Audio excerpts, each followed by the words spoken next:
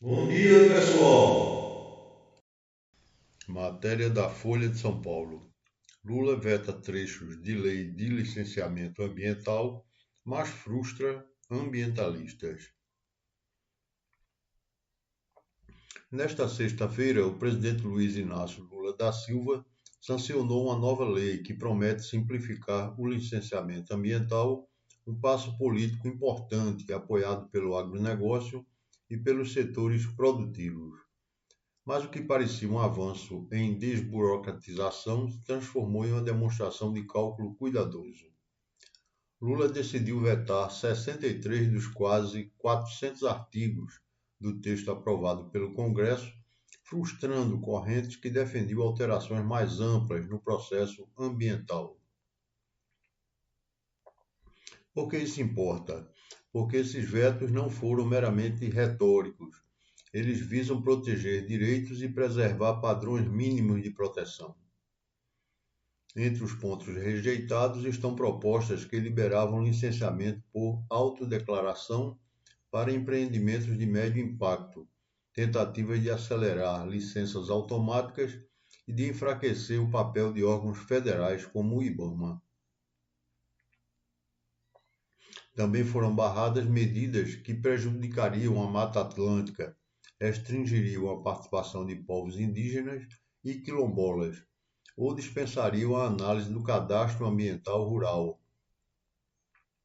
Ao mesmo tempo, o governo implantou uma medida provisória para lançar imediatamente a chamada Licença Ambiental Especial, que prioriza projetos estratégicos com análise acelerada, mas de forma controlada, diferente do que previa o texto original.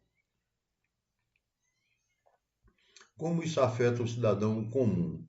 Primeiro, ao garantir que empreendimentos com potencial de dano ambiental ainda enfrentarão barreiras técnicas e regulatórias, reforça a proteção à água, à biodiversidade e aos territórios tradicionais.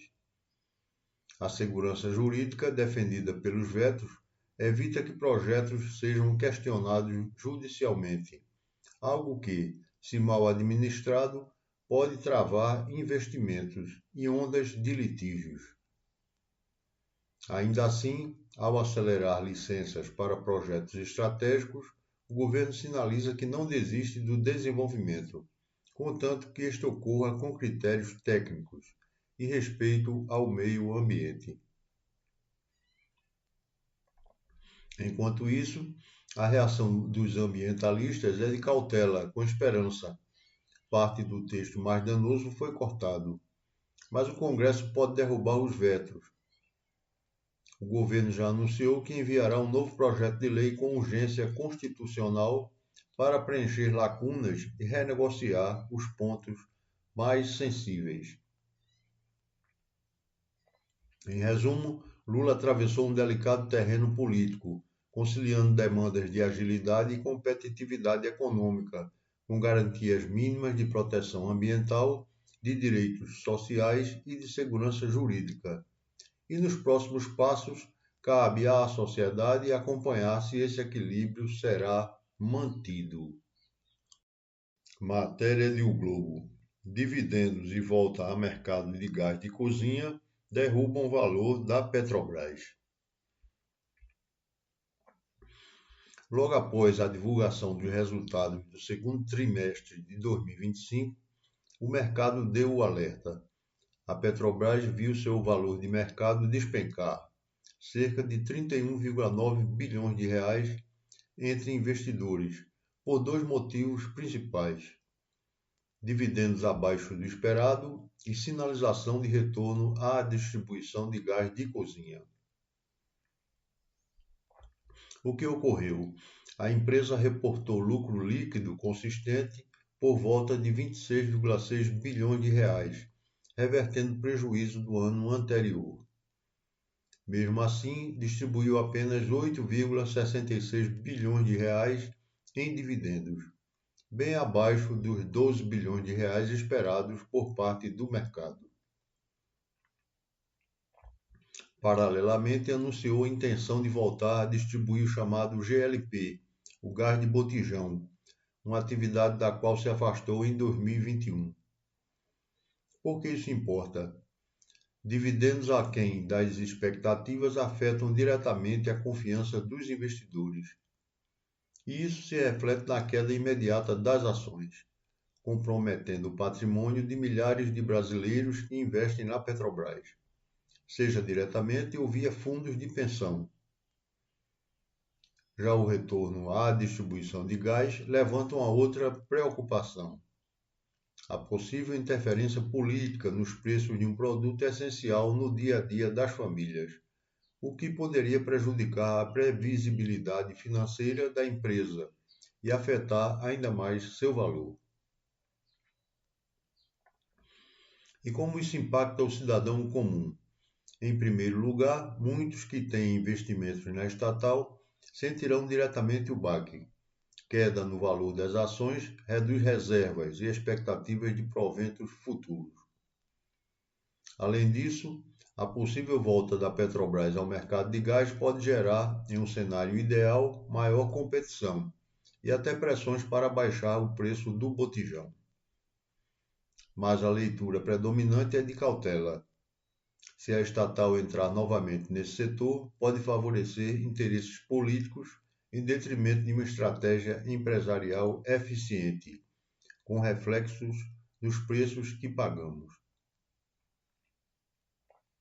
Em resumo, a leitura dos resultados da Petrobras trouxe dois sinais contraditórios: bons números, mas distribuições tímidas de dividendos. Lucro, mas estratégia de diversificação que inquieta o mercado.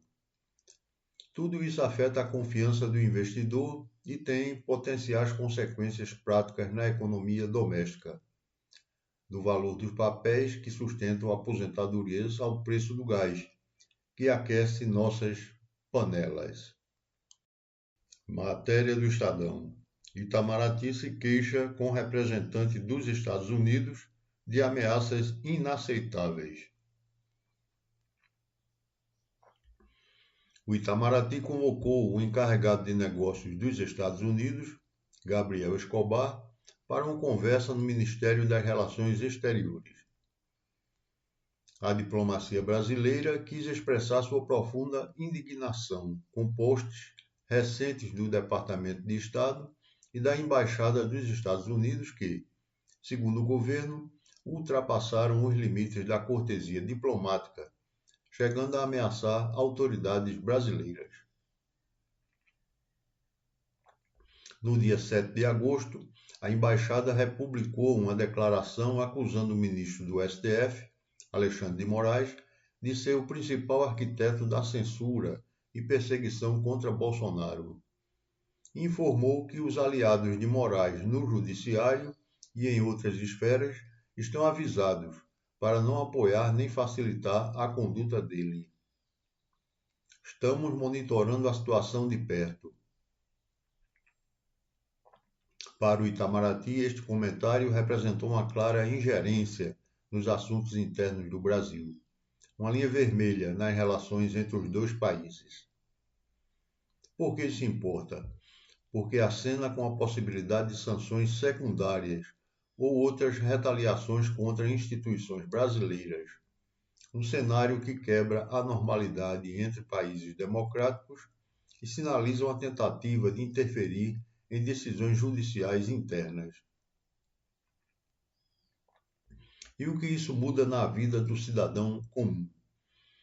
Primeiro, ameaça à soberania nacional. Quando decisões externas passam a interferir diretamente na função do judiciário. Segundo, afeta o clima de negócios e confiança institucional. Sanções ou retaliações influenciam mercados, comércio exterior e podem trazer instabilidade, com reflexos em empregos, importações e exportações, que impactam o bolso do brasileiro. Em resumo, o governo reagiu com firmeza às manifestações públicas dos Estados Unidos, vendo nelas não um alerta diplomático, mas um ato inaceitável de pressão política sobre poderes estabelecidos. A mensagem é clara: O Brasil não aceita intimidação externa e cabe à sociedade acompanhar de perto os próximos desdobramentos dessa tensão com um importante parceiro internacional. Amanhã estaremos aqui com novas notícias para vocês. Curtam, compartilhem e se inscrevam no canal.